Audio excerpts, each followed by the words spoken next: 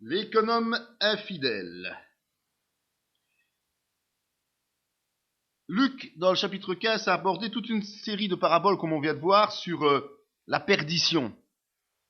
Et dans le chapitre 16, c'est le chapitre suivant, il va surtout insister sur des choix à faire, des choix à effectuer.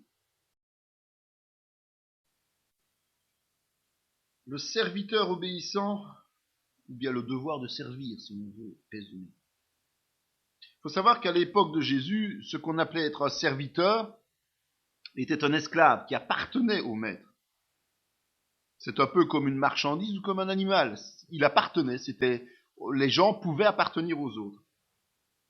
Et ce serviteur était à l'entière disposition de son maître. Mais au niveau juif, en tout cas au niveau du peuple d'Israël, selon la loi, il y a des règles très strictes qu'il faut respecter si l'on est membre de cette population israélienne. La conséquence du fait que le serviteur soit un esclave entraîne que faire son devoir n'engendre aucun remerciement ou aucun devoir de remerciement particulier. Il fait ce qu'on lui dit, quoi, c'est tout. Il fait son travail, il est nourri et logé pour ça. Bien que si un maître est reconnaissant vis-à-vis de son serviteur, c'est un signe d'humanité, évidemment, un signe de correction, mais bon, il n'y a aucune obligation. Dans Luc 17, 7, 10, il est dit « Qui de vous, ayant un serviteur qui laboure ou paie les troupeaux, lui dira quand il revient des champs, approche-toi et mets-toi à table. Ne lui dira-t-il pas au contraire, prépare-moi le souper, ceins-toi et sers-moi jusqu'à ce que j'aie mangé et bu. Après cela, toi tu mangeras et boiras. Doit-il de la reconnaissance à ce serviteur parce qu'il a fait ce qui lui était ordonné? Vous de même, quand vous avez fait tout ce qui vous a été ordonné, dites, nous sommes des serviteurs inutiles, nous avons fait ce que nous devions faire. » Encore une belle réalité. Au niveau d'un symbolique, Dieu est le maître. D'accord? Nous sommes les serviteurs, nous sommes les esclaves de Dieu. Mais ce n'est plus l'esclave comme la loi le dit. La loi de Moïse le dit, évidemment. C'est tout simplement un devoir d'obéissance par rapport à notre maître Dieu.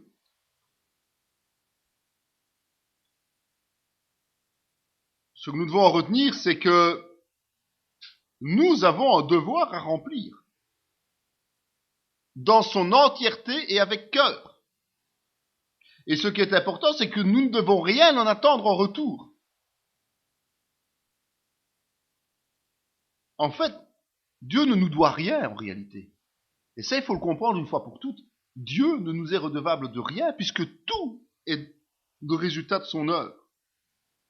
Il nous donne, et quand il nous donne, c'est gracieusement. Parce qu'il ne nous doit rien. Et lui, il va aller se glorifier au travers de notre obéissance par la foi, même si elle est imparfaite. Donc les récompenses que l'on va recevoir dans les cieux, ce n'est pas le résultat de ce que nous allons faire, de nos œuvres, mais c'est le résultat de la foi que nous avons en lui. Et notre vie chrétienne, c'est de marcher dans l'obéissance de Dieu. Donc notre vie chrétienne, c'est un devoir, on doit marcher dans l'obéissance de Dieu. Et si nous voulons des récompenses, c'est en marchant par la foi et en pratiquant évidemment les œuvres de la foi. Pas les œuvres pour dire les œuvres. Aujourd'hui, Dieu va être content parce que j'ai lu ma Bible pendant une demi-heure. Chouette alors, merci Seigneur. Mais non, rien à voir. Mais si Dieu te dit fais cela, et Seigneur, je crois en ce que tu me demandes, je le fais, là les récompenses arrivent. En tout cas, sont accumulées dans les cieux. C'est tout ce que nous pouvons retenir de cette parabole, mais elle est très importante évidemment. Parce que ça nous resitue dans une position où nous ne pouvons pas être demandeurs à Dieu parce qu'il nous doit quelque chose. Mais tout simplement, il nous donne parce qu'il nous aime. La veuve importune, le juge inique, pour nous enseigner de toujours prier sans relâche. C'est un autre domaine maintenant. On va arriver dans la vie, dans le pan vital de la vie du chrétien. La prière qui porte ses fruits. Et il va en fait de nouveau prendre l'exemple de ce qui se passe dans la vie du monde pour expliquer les choses du Père. Jésus leur adressa une parabole pour montrer qu'il faut toujours prier, ne point se relâcher. Il dit, il y avait dans une ville un juge qui ne craignait point Dieu et qui n'avait d'égard pour personne. Il y avait aussi dans cette ville une veuve qui venait lui dire, fais-moi justice de ma partie adverse. Pendant longtemps, il refusa. Mais ensuite, il dit en lui-même, quoique je ne craigne point Dieu et que je n'ai d'égard pour personne, néanmoins, parce que cette veuve m'importune, je lui ferai justice, afin qu'elle ne vienne pas sans cesse me rompre la terre. Le Seigneur ajouta, entendez ce que dit le juge inique. Et Dieu ne ferait-il pas justice à ses élus, qui crient à lui jour et nuit, et tardera-t-il à leur égard? Je vous le dis, il leur fera promptement justice. Donc c'est une veuve. On peut dire qu'elle est plus que persévérante, cette veuve. Hein. Et elle demande simplement une réparation à un juge du monde, à un juge qui est en plus malhonnête, qui est impie, indifférent et égoïste. En fait, il n'en a rien à faire de ce que la brave dame lui demande. C'est pas son problème. Elle est plutôt agaçante qu'autre chose. Mais c'est parce que justement il est égocentrique, il est égoïste, que la combinaison entre l'indifférence et l'égocentrisme va faire qu'il va finir par accéder à sa demande. Et son but, c'est simplement qu'elle le laisse tranquille. C'est tout. Donc, ne disons pas dans la parabole, le juge c'est Dieu. Non, c'est une image bien imparfaite de Dieu. Mais symboliquement, il nous dit, comparez ce juge à Dieu, en fait, au Père. Comparez-le. La veuve, c'est un peu le peuple des croyants, les chrétiens, qui appartiennent à Dieu. C'est l'Église en prière, c'est l'épouse de Christ, donc c'est vraiment ce que cette personne qui vient réclamer, ou cette entité qui vient réclamer quelque chose à Dieu au travers de la prière. Et la partie adverse, évidemment, c'est quoi? C'est l'opposition de l'adversaire, c'est Satan. Donc nous prions, nous sommes engagés dans un combat de prière auprès de Dieu le Père contre les œuvres de Satan. C'est l'image qu'il faut donner au niveau spirituel. Alors il y a une comparaison quand même à faire beaucoup plus importante, parce qu'il y a des contrastes aussi entre la parabole et l'action de Dieu. Et je vous ai fait un petit tableau que vous relirez à votre aise. Mais d'un côté, on a un juge qui est inique. Évidemment, en face, on a un Dieu qui est juste. Pas du tout la même chose. Hein. On a un juge qui agit par égoïsme. Notre Dieu, il agit par amour. Ce juge refuse d'écouter. Notre Dieu, il nous encourage à prier. Le juge est contrarié par l'insistance de la veuve. La parole nous dit que la prière est un parfum agréable pour Dieu. La veuve, elle est inconnue du juge. Dieu connaît son peuple. Elle est seule. Les chrétiens sont nombreux. En tout cas, censés l'être. Elle plaide seule sa cause. La veuve. Nous avons un avocat, Jésus. Elle présente son affaire. Nous, on lui présente nos difficultés, mais dans ses plans à lui. En tout cas, c'est ce que nous sommes censés faire. Nous le prions conformément à sa volonté. Elle ne reçoit pas d'encouragement, la pauvre veuve. Nous, on a une promesse d'exaucement. Les audiences sont limitées. Ça veut dire qu'il faut qu'elles viennent les jours où le juge est en train de... tandis que nous, on a un accès permanent. Donc, il faut revoir maintenant cette parabole sous ce regard nouveau pour bien comprendre l'enseignement de Jésus. Il met là quelques vérités sur la prière. On étudiera la prière les prières de Jésus, parce que c'est important aussi, évidemment. Mais les points importants, il faut quand même les souligner. C'est que d'abord, les prières sont exaucées, comme je disais tout à l'heure. Quand nous prions Dieu selon les règles de respect, selon ce qu'il nous a enseigné, nous pouvons être certains qu'il y a exaucement. Que Dieu est juste, il va agir de façon opportune, au bon moment, de la bonne manière. Que le plan du salut se réalise au travers de la prière.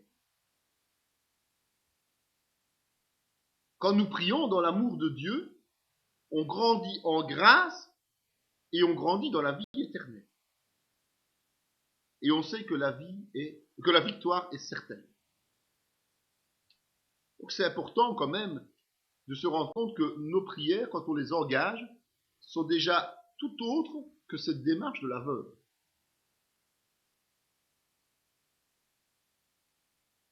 Et alors la question fatale, classique,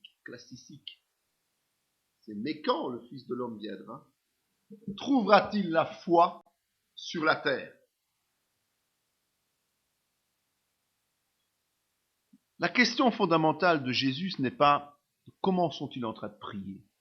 Est-ce qu'ils prient de façon conforme à la volonté du Père? Non. Sa question, c'est de savoir si la foi sera encore présente sur terre quand lui reviendra.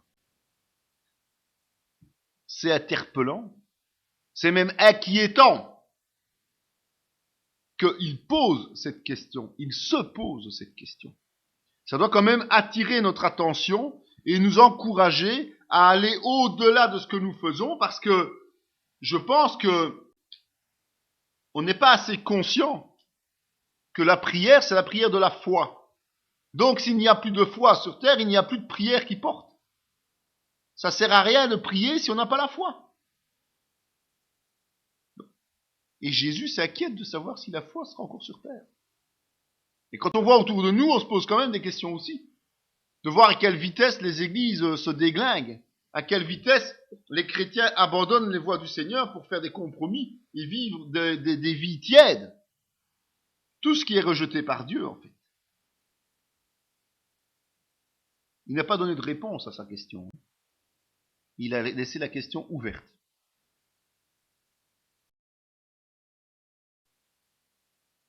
Le pharisien et le publicain. C'est une suite de la veuve inique, du juge inique, où il dit qu'il faut persévérer dans la prière, par la foi. Ici, il va parler de l'attitude à tenir pour vivre selon la volonté du Seigneur et pour prier selon sa volonté. Il dit encore cette parabole en vue de certaines personnes se persuadant qu'elles étaient justes et ne faisant aucun cas des autres. 2 hommes montèrent au temple pour prier, l'un était pharisien et l'autre publicain. Le pharisien debout priait ainsi en lui-même: Ô Dieu, je te rends grâce de ce que je ne suis pas comme le reste des hommes, qui sont ravisseurs, injustes, adultères ou même comme ce publicain. Je jeûne 2 fois par la semaine, je donne la dîme de tous mes revenus. Le publicain, se tenant à distance, n'osait même pas lever les yeux au ciel. Mais il se frappait la poitrine en disant: Ô Dieu, sois apaisé envers moi, qui suis un pécheur. Je vous le dis, celui-ci descendit dans sa maison justifié plutôt que l'autre. Car quiconque s'élève sera abaissé, celui qui s'abaisse sera élevé. Les auditeurs de Jésus sont des égoïstes, alors. Manifestement, s'il leur raconte ça, c'est que il veut un peu leur remonter les bretelles. Et ils n'éprouvent absolument aucun besoin d'avoir un cœur pur, parce qu'ils sont persuadés qu'ils l'ont déjà. Beaucoup de chrétiens comme ça qui se croient tellement parfaits qu'ils n'ont pas besoin de se présenter devant Dieu et perdre du temps à aller prier. Vous imaginez. Pas besoin de ça, nous.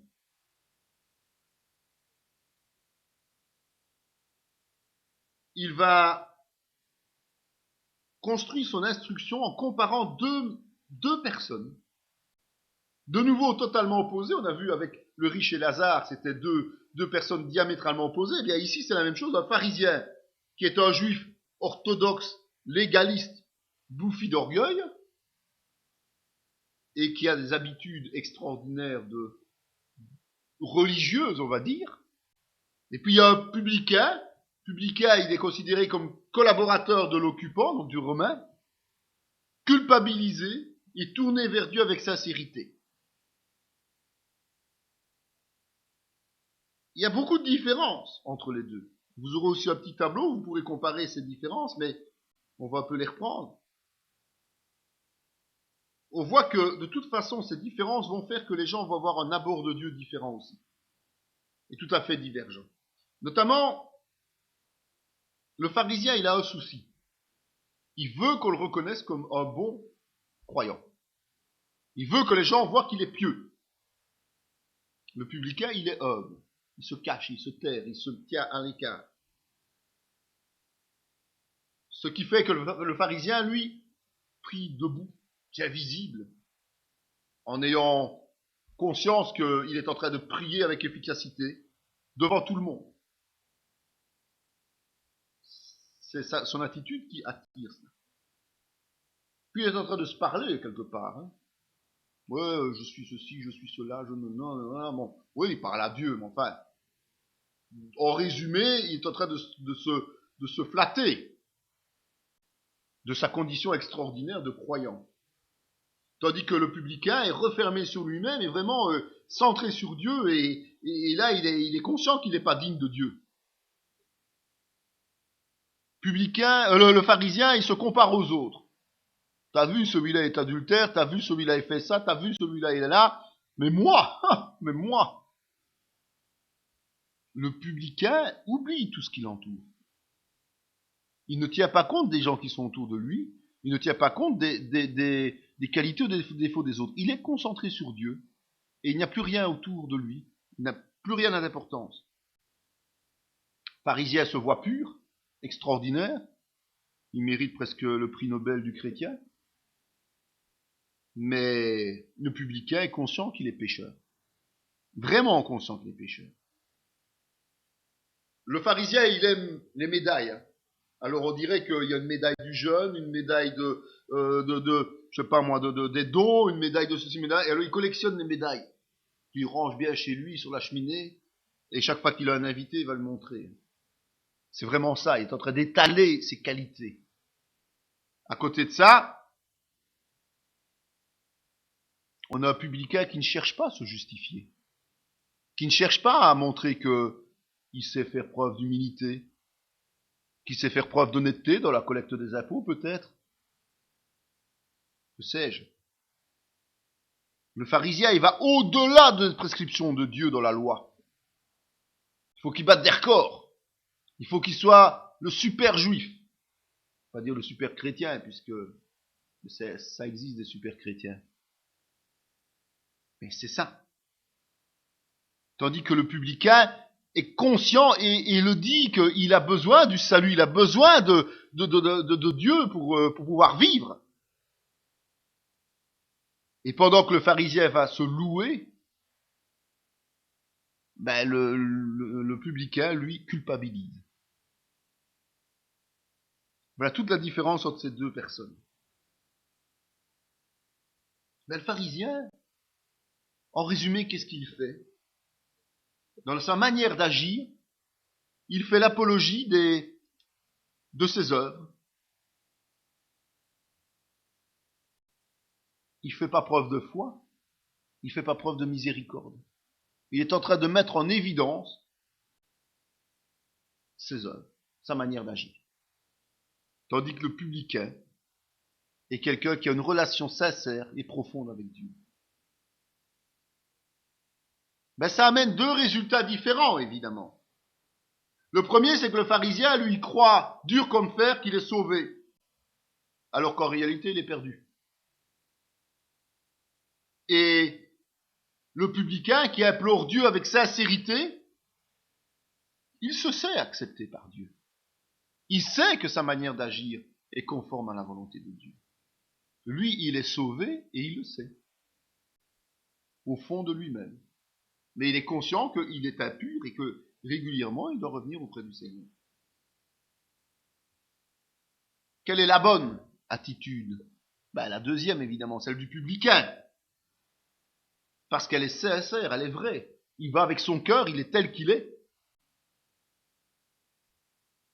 et il accepte Jésus pour sa vie. On lui amena aussi les petits-enfants afin qu'il les touchât. Mais les disciples, voyant cela, reprenaient ceux qui les amenaient.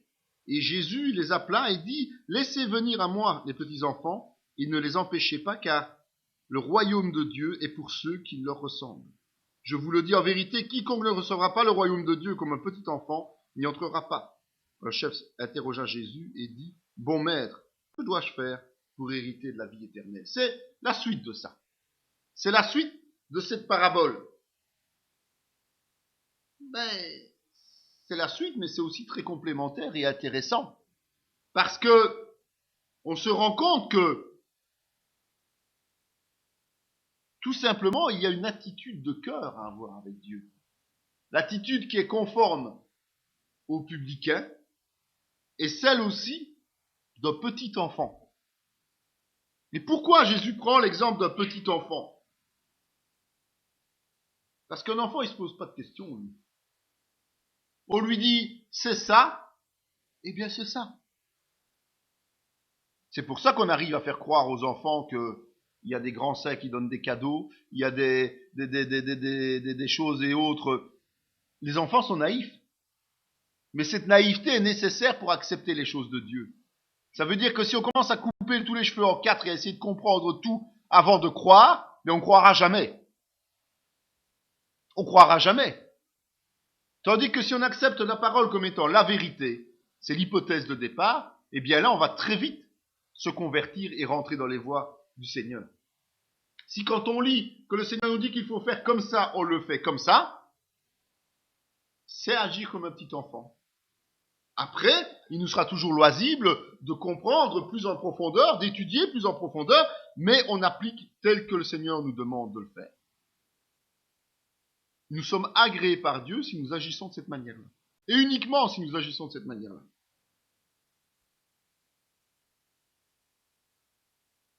Dieu va faire quelque chose d'extraordinaire dans nos vies, comme il le fait avec le publicain. À partir du mal,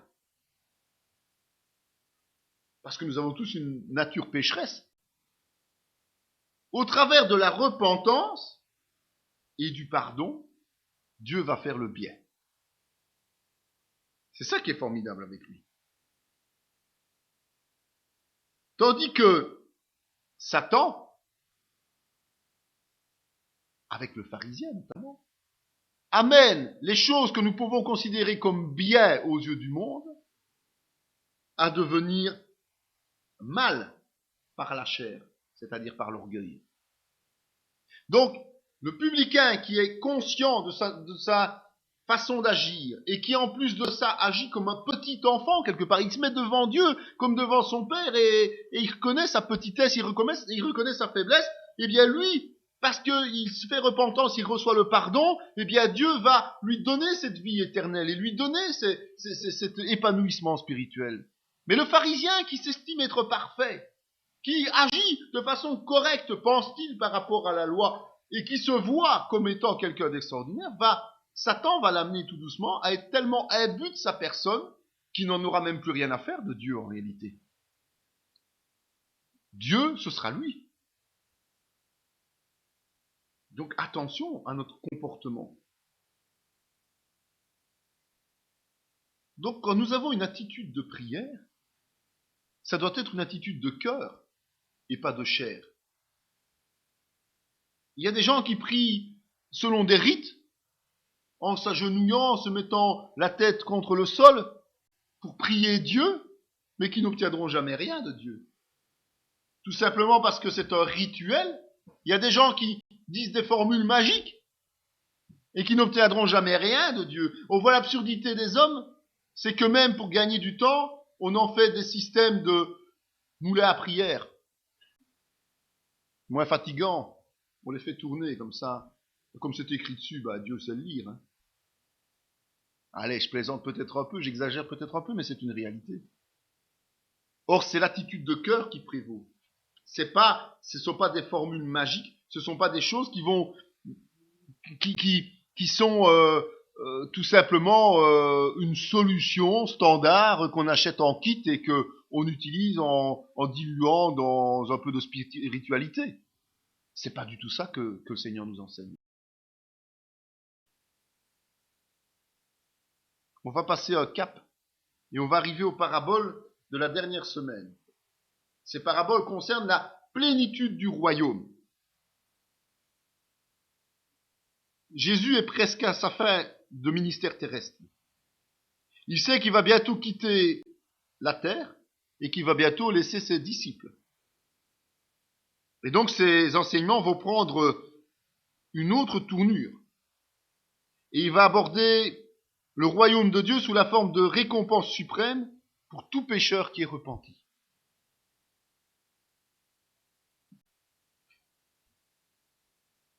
La première, ce sont les ouvriers dans la vigne. C'est une histoire, c'est une parabole qui suit celle de la rencontre de Jésus avec le jeune homme riche. Matthieu 19, 22. C'est souvent un texte qui est très dérangeant, mais c'est aussi intéressant pour débusquer en nous-mêmes les traits cachés que nous ne laissons pas apparaître facilement. Et ça, c'est une parabole vraiment intéressante pour ça. Elle peut nous choquer, souvent elle nous choque, et elle nous oblige à prendre position. Donc quelque part, ça nous fait réfléchir, ça nous fait agir. Et ça nous fait changer notre position, notre manière de réfléchir, parce que comme je vous l'ai dit encore tout à l'heure, les pensées de Dieu ne sont pas nos pensées, ses voies ne sont pas nos voies, et donc ce qu'il fait est juste, alors que ce que nous estimons est injuste. Pierre, prenant alors la parole, lui dit, « Voici, nous avons tout quitté et nous t'avons suivi. Qu'en sera-t-il pour nous ?» Jésus leur répondit, « Je vous le dis en vérité, quand le Fils de l'homme, au renouvellement de toutes choses, sera assis sur le trône de sa gloire, vous qui m'avez suivi, vous serez de même assis sur 12 trônes, et vous jugerez les 12 tribus d'Israël. Et quiconque aura quitté à cause de mon nom ses frères ou ses sœurs, ou son père, ou sa mère, ou sa femme, ou ses enfants, ou ses terres, ou ses maisons, recevra le centuple, et héritera la vie éternelle. Plusieurs des premiers seront les derniers, plusieurs des derniers seront les premiers. Il insiste beaucoup avec ça. Premier et dernier, abaissé, relevé. C'est pas anodin, parce qu'il insiste souvent sur ce caractère-là. En fait, Pierre se dit, encore très charnel, Pierre. On se rappelle de notre Pierre extraordinaire là qui a fait un tel travail pour le Seigneur après, mais là, il est toujours très charnel, très terre à terre et très calculateur. C'est un pécheur quand même. Eh bien, il s'inquiète de se dire, ben oui, mais enfin, bon, Jésus, c'est vrai que nous, on a accepté de tout quitter pour toi. On a abandonné tout ce que l'on avait. Et qu'est-ce qui va nous arriver? Ben, voilà. Jésus répond. Mais il répond, mais toujours de façon surprenante. Il répond pas toujours comme on a envie qu'il réponde. Et sa réponse, c'est de dire attention. Parce que les premiers seront les derniers et les derniers seront les premiers. Mais vous avez une place là. Vous avez une place réservée. Mais tous ceux qui m'auront suivi, ben, s'ils abandonnent tout, ils auront une place d'honneur quelque part. C'est un peu ça le résumé. Mais ceux qui prétendent avoir des places d'honneur n'auront pas ces places. Et passeront après les autres. C'est ça le résumé. Et il va justement leur expliquer le royaume des cieux. Le royaume des cieux est semblable à un maître de maison qui sortit dès le matin afin de louer des ouvriers pour sa vigne. Il convint avec eux d'un denier par jour. Il les envoya à sa vigne. Il sortit vers la 3e heure et il en vit d'autres qui étaient sur la place sans rien faire. Il leur dit, allez aussi à ma vigne, je vous donnerai ce qui sera raisonnable. Et ils y allèrent. Il sortit de nouveau vers la 6e heure et vers la 9e heure et il fit de même. Étant sorti vers la 11e heure, il en trouva d'autres qui étaient sur la place. Il leur dit, pourquoi vous tenez-vous ici toute la journée sans rien faire? Ils lui répondirent, c'est que personne ne nous a loués. Allez aussi à ma vigne, leur dit-il. Quand le soir fut venu, le maître de la vigne dit à son intendant, appelle les ouvriers et paye-leur le salaire, en allant des derniers aux premiers. Ceux de la 11e heure vinrent et reçurent chacun un denier. Les premiers vinrent ensuite, croyant recevoir davantage. Mais ils reçurent aussi chacun un denier. En le recevant, ils murmurèrent contre le maître de la maison et dirent, ces derniers n'ont travaillé qu'1 heure, et tu les traites à l'égal de nous, qui avons supporté la fatigue du jour et la chaleur. Il répondit à l'un d'eux, mon ami, je ne te fais pas tort, n'as-tu pas convenu avec moi d'un denier? Prends ce qui te revient et va-t'en. Je veux donner à ce dernier autant qu'à toi. Ne m'est-il pas permis de faire de mon bien ce que je veux? Ou vois-tu de mauvais œil que je sois bon? Ainsi les derniers seront les premiers et les premiers seront les derniers.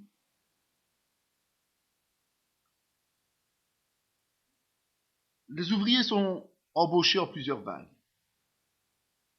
Pour le premier groupe, les salaires sont négociés. Et vous constatez que après, c'est plus pareil.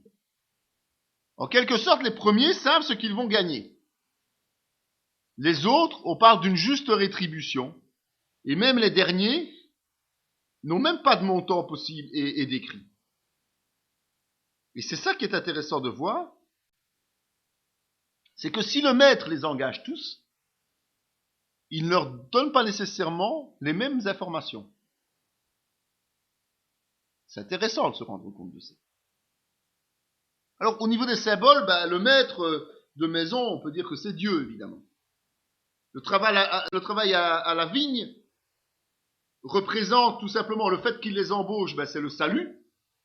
Et puis, c'est le service chrétien. Les ouvriers, ce sont justement ces pécheurs qui acceptent de croire en Jésus. Le salaire, ce sont les récompenses qu'on reçoit dans le ciel.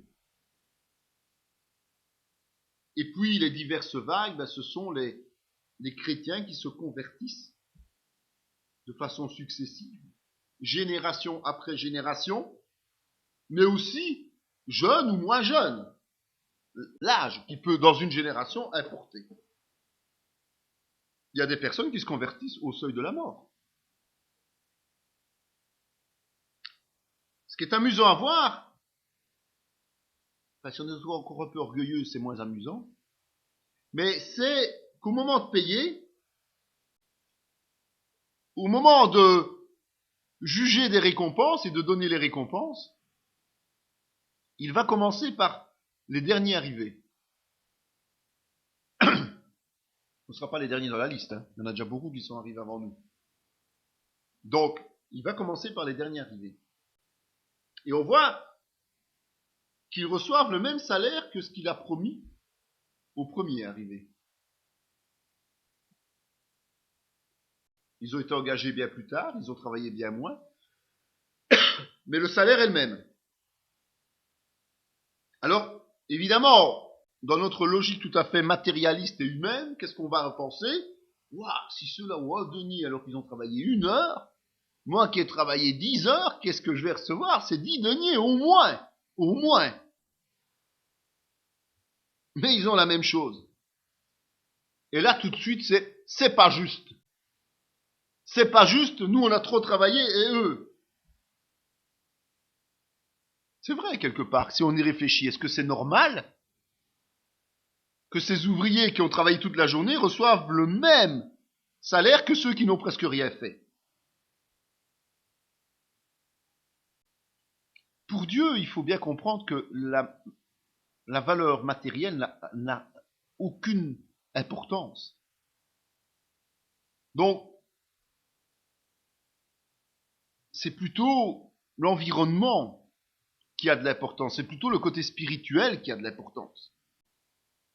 Le matériel va être influencé par toute une sorte de données, et comme je vous disais tout à l'heure, on estime que la valeur d'une vie en Afghanistan vaut 60 € pour un soldat, pour un militaire qui est juste au front, alors que le même soldat qui est américain ou allemand ou n'importe quoi, va toucher une solde peut-être 100 fois supérieure. Donc, ça n'a pas grande importance. Et Dieu ne s'arrête pas à ça, évidemment. En fait, pour Dieu, la richesse et la pauvreté n'existent pas au niveau spirituel. Et la richesse ou la pauvreté n'a pas de nom, puisque lui, il pourvoit nos besoins selon nos besoins réels. Autant matériels que spirituels. Donc, ça sert à rien d'être riche ou de recevoir beaucoup d'argent si tous nos besoins essentiels sont remplis. Ça, c'est la conception de Dieu par rapport aux richesses. D'accord ? vu comme ça, évidemment, le maître de maison fait une bonne action. Parce qu'au lieu de léser ceux qui n'ont presque pas travaillé, il leur donne la possibilité d'avoir de quoi manger comme les autres. De quoi vivre comme les autres. Et c'est pas leur faute, quelque part, s'ils n'ont pas été embauchés à la première heure. Ils disent bien, personne ne nous a loués, donc ils n'ont pas reçu le message du salut avant la 11e heure. Et donc pour Dieu, s'ils n'ont pas reçu le message du salut, ils peuvent pas être pénalisés parce qu'ils n'ont pas fait leur service chrétien puisqu'ils ne sont pas convertis. Ça, c'est la justice de Dieu. Et la réaction des ouvriers, elle est faussée, elle est mauvaise, simplement parce qu'ils raisonnent mal. Ils vont mesurer la justice de Dieu par rapport à la générosité de Dieu pour leurs collègues. Pourquoi est-ce qu'ils se comparent aux autres? Pourquoi est-ce qu'ils comparent ce que Dieu fait pour les autres? Parce que pour eux-mêmes, le salaire qu'il leur a promis, il leur a donné, donc il a fait preuve de générosité vis-à-vis d'eux. Pourquoi regarder ce qu'il donne aux autres? Pourquoi être jaloux de ce que les autres reçoivent? C'est une erreur fondamentale. C'est la première. La deuxième, c'est qu'ils sont ingrats. Parce qu'ils ont reçu ce qu'ils savaient recevoir. Eux, ils ont eu l'avantage de savoir à l'avance ce qu'ils allaient recevoir. Donc, ils ont pu travailler en conséquence. Donc, ils n'ont pas à juger de ce que les autres vont recevoir, alors que eux sont allés par la foi, sans savoir ce qu'ils allaient retoucher. Sans savoir que le maître serait généreux avec eux.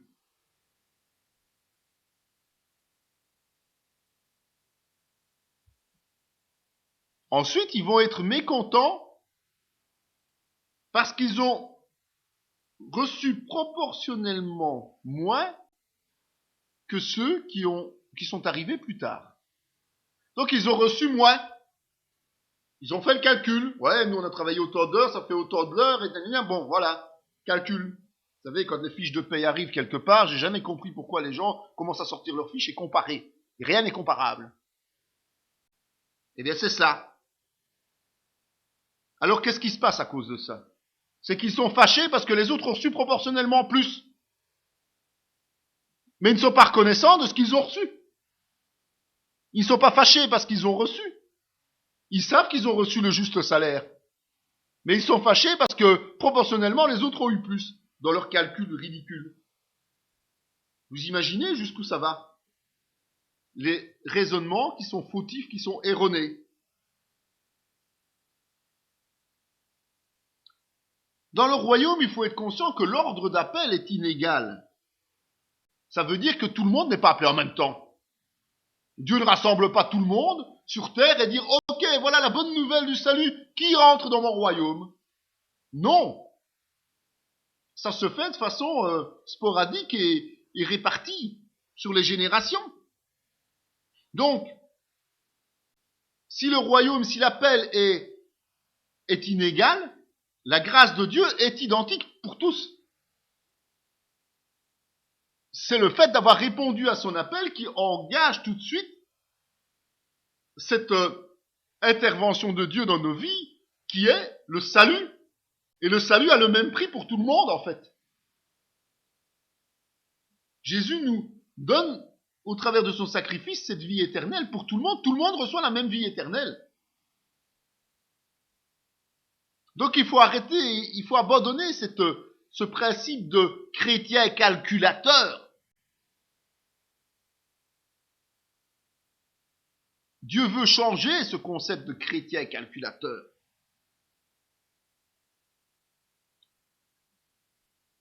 Dans la logique de Dieu, les derniers qui arrivent sont les premiers à recevoir. En fait, c'est tout simplement, il nous explique que son mode de pensée est tout à fait opposé au nôtre.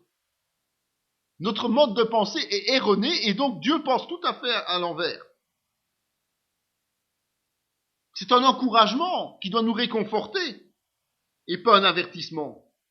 Puisque les premiers seront peut-être les derniers, mais les premiers sont assurés de recevoir leur récompense, tel que leur salaire, tel qu'il a été promis. Ce denier, ils sont sûrs de l'avoir. Donc autant que ceux qui ne sont pas sûrs de recevoir le même montant, mais le reçoivent en premier pour être exhortés. Et eux, ils savent de toute façon qu'ils vont recevoir. Donc si nous, aujourd'hui, nous savons que nous sommes sauvés, mais merci Seigneur si tu t'occupes d'abord de ceux qui ne sont pas sauvés aujourd'hui. Vers qui nous pouvons amener, c'est pour ça que nous devons être joyeux quand quelqu'un arrive, il reçoit son salaire, aussi sa vie éternelle, il la recevra. Il passera devant Dieu, il recevra cette vie éternelle. Nous sommes des païens au départ, n'oublions pas quand même. Hein. Et nous sommes des païens qui allons entrer dans le royaume des cieux avant Israël, qui est pourtant le peuple de la première alliance. Excusez-moi, mais si on doit respecter les règles comme nous estimons que Dieu doit les respecter, ben faudra attendre la tribulation, la grande tribulation, Armageddon, et puis l'installation, la conversion du reste d'Israël, avant d'entrer dans le royaume des cieux. Or, je pense que Jésus a quand même prévu l'enlèvement de l'Église avant qu'Israël ne se convertisse. Faut réfléchir à ce qu'on dit, hein. Faut quand même réfléchir aux conséquences des exigences que nous avons vis-à-vis de Dieu. Sans résumer, on peut dire que pour Jésus-Christ, en fin de compte, l'estime de l'autre doit dépasser notre propre estime, et donc on doit se réjouir justement du fait qu'il y a ce salaire qui tombe et que on peut grandir et on peut recevoir cette rémunération après les autres, puisqu'elle est promise, elle est certaine. Donc, ayons tendance justement à servir les autres de nouveau, qu'à vouloir être devant les autres. Les deux fils. Jésus est sur le parvis du temple, là, à Jérusalem. Et les anciens, les sacrificateurs veulent le défier. Vous savez, ils aimaient bien ça, défier. À l'époque, c'était un sport national de défier Jésus et les apôtres après, évidemment.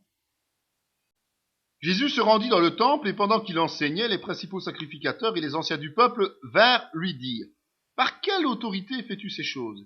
Et qui t'a donné cette autorité ?» Jésus leur répondit « Je vous adresserai aussi une question.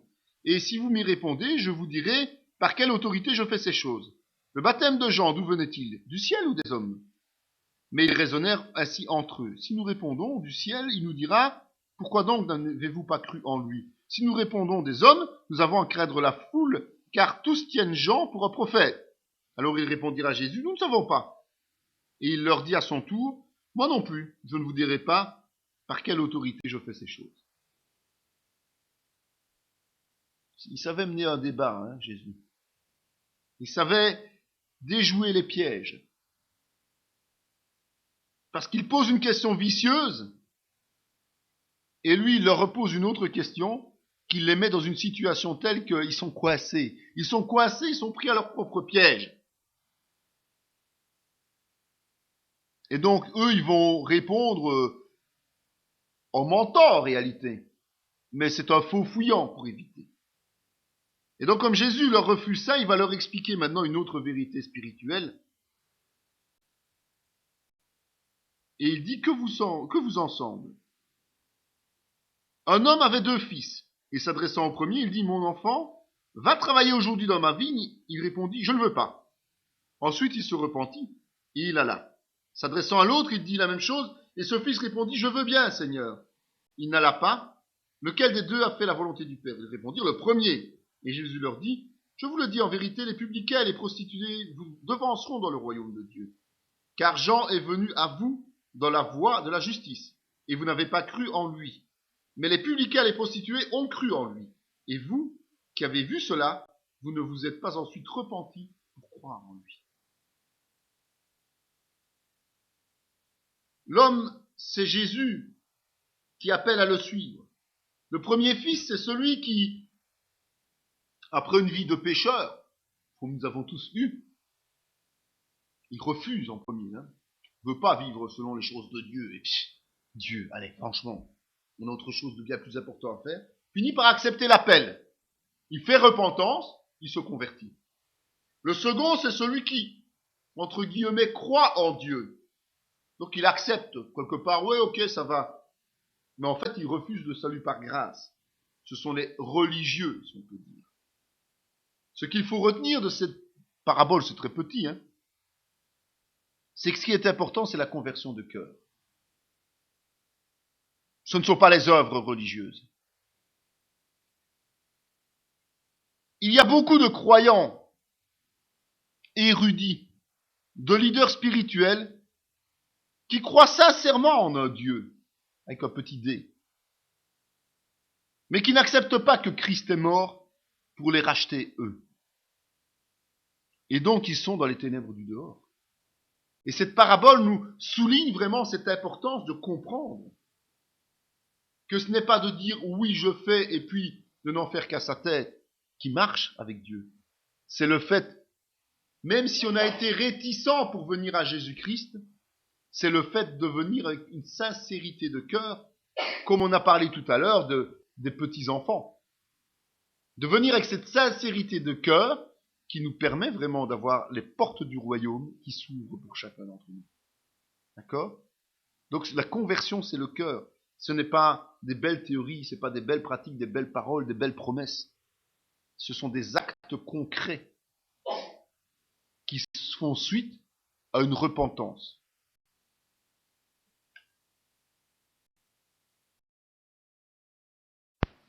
Nous continuons donc l'étude des paraboles et nous arrivons à celle sur les vignerons.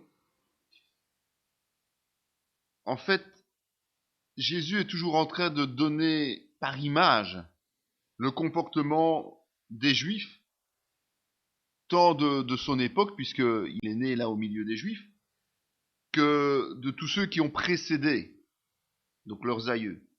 Et l'histoire du vigneron des vignerons se trouve dans les 3 évangiles synoptiques, et on va simplement lire celui de Matthieu, qui est le plus détaillé. Écoutez une autre parabole. Il y avait un homme maître de maison qui planta une vigne. Il l'entoura d'une haie, il creusa un pressoir et bâtit une tour. Puis il l'afferma à des vignerons et quitta le pays. Lorsque le temps de la récolte fut arrivé, il envoya ses serviteurs vers les vignerons pour recevoir le produit de sa vigne. Les vignerons, s'étant saisis de ses serviteurs, battirent l'un, tuèrent l'autre et lapidèrent le 3e. Il envoya encore d'autres serviteurs, en plus grand nombre que les premiers, et les vignerons les traitèrent de la même manière. Enfin, il envoya vers eux son fils en disant « Ils auront du respect pour mon fils ».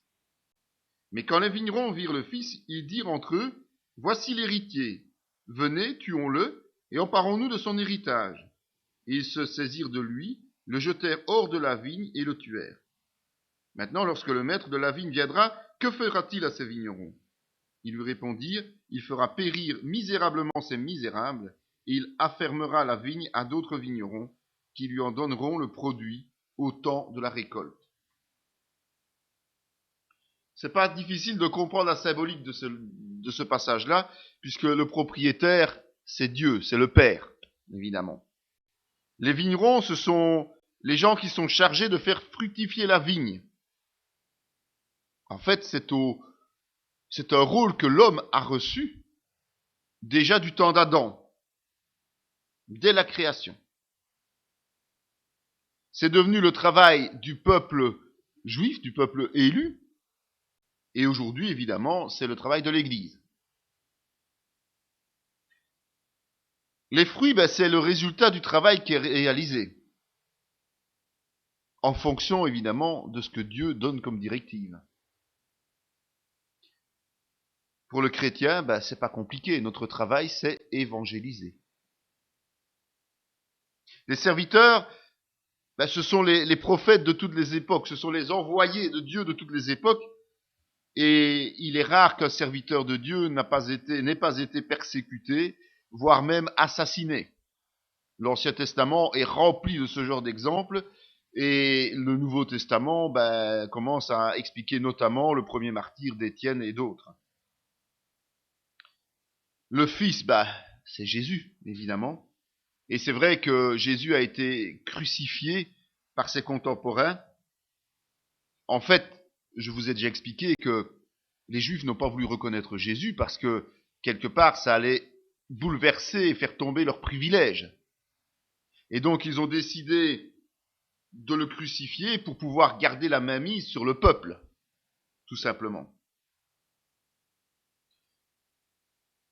La mort de ces vignerons et la location ou l'affermage à d'autres vignerons, c'est d'abord la première prophétie, c'est-à-dire l'Église qui prend le relais du peuple élu, mais à la fin des temps, c'est le jugement dernier tout simplement, et l'Église qui sera l'épouse de Christ, mais d'un autre côté, tous ceux qui n'ont pas accepté Jésus ou qui ont agi de manière contraire à Jésus-Christ, eh bien, seront destinés à l'enfer, donc mourront spirituellement. D'accord? Donc voilà un peu le symbole. C'est une des paraboles peut-être les plus faciles avec celle du semeur pour pouvoir bien déterminer les symboles de façon claire sans qu'il y ait d'ambiguïté. Mais l'enseignement de ça, c'est que si Jésus nous enseigne, nous donne cette histoire dans ce sens-là, c'est évidemment pour bien nous faire comprendre que les plans de Dieu, ils étaient établis de tout temps, ils sont établis de tout temps, et que donc, on a beau faire tout ce que l'on veut, on a beau accuser les Juifs d'avoir tué Jésus, on a beau... En fait, c'était prévu. C'est pas un hasard que Jésus soit venu et que les Juifs l'aient tué. C'est tout simplement prévu par Dieu que les Juifs de cette époque-là, ce n'est pas pour ça que les Juifs d'aujourd'hui sont responsables de la mort de Jésus, soyons bien clairs. Comme je vous ai déjà expliqué aussi, certains d'entre nous, à mon sens, s'ils avaient été présents là du temps de Jésus et à Jérusalem, auraient voté comme les autres la mort de cette personne qui était un agitateur pour eux. D'accord? L'effet de masse. Donc, ne faisons pas les mêmes erreurs que certains d'accuser aujourd'hui les Juifs d'être responsables de la mort de Jésus. Ce sont ceux qui habitaient à cette époque avec lui qui ont provoqué sa mort, mais on n'est pas plus clean que ces Juifs-là. Et puis, à la fin, on sait que le Fils de l'homme, on sait qu'il y aura le jugement dernier. Dieu le Père et le Fils sont sur le même trône aujourd'hui. Et donc, il jugera individuellement tous ses ennemis au travers du temps. Donc, savoir que tous ceux qui se sont opposés à la parole seront jugés à la fin des temps. Et il y a une petite ajoute à cette parabole. Il est dit au Matthieu 21, 42, Jésus leur dit, « N'avez-vous jamais lu dans les Écritures, la pierre qu'ont rejetée ceux qui bâtissaient est devenue la principale de l'angle. C'est du Seigneur que cela est venu. Et c'est un prodige à nos yeux. C'est pourquoi, je vous le dis, le royaume de Dieu vous sera enlevé et sera donné à une nation qui en rendra les fruits. Celui qui tombera sur cette pierre s'y brisera, et celui sur qui elle tombera sera écrasé. » Donc Jésus conclut ou ajoute, ça ne fait plus partie intégrante de la parabole, ça complète même les deux précédentes. Il conclut que certains vont le tuer et donc vont le priver de sa vie physique. Mais en étant privé de sa vie physique, la conséquence, c'est qu'en réalité, il va devenir l'acteur principal, il va devenir le personnage central du royaume des cieux. Celui sur qui tout va reposer et par qui tout passe. Vous savez qu'il est le seul intercesseur et il est la seule porte possible pour avoir accès au royaume des cieux. Il ouvre la voie du ciel, non plus seulement aux Juifs qui étaient là à son époque, puisqu'ils l'ont rejeté, ils l'ont refusé, mais à toutes les nations de la terre, dans le cadre de l'Église universelle. Et donc, autant les Juifs que les non-Juifs qui se convertissent font partie de cette Église universelle aujourd'hui, qui est celle qui sera enlevée dans les cieux à la fin des temps. Et dans Matthieu, comme dans les deux autres évangiles, il est ajouté, au verset 45, « Après avoir entendu ces paraboles, les principaux sacrificateurs et les pharisiens comprirent que c'était d'eux que Jésus parlait. Ils cherchaient à se saisir de lui, mais ils craignaient la foule parce qu'elle le tenait pour un prophète. » Donc, Jésus est clair. Il donne des avertissements qui ne sont pas ambigus. La preuve, c'est qu'il est dit clairement que les sacrificateurs et les pharisiens comprennent ce que Jésus leur explique et savent pertinemment bien que c'est d'eux qu'il parle.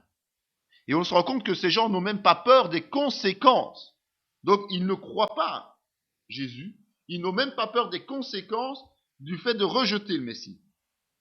Leur seule peur, et c'est ça le problème aujourd'hui aussi, c'est d'avoir peur de la foule qui est favorable à Jésus. Aujourd'hui, beaucoup de personnes ne donnent pas leur vie à Jésus. Beaucoup de personnes qui ont donné leur vie à Jésus ne vivent pas pleinement leur foi parce qu'ils ont peur des gens de l'extérieur, du qu'en dira-t-on, de ce qu'on va leur reprocher. Et rien que pour ça, ils ne s'épanouissent pas dans leur vie spirituelle.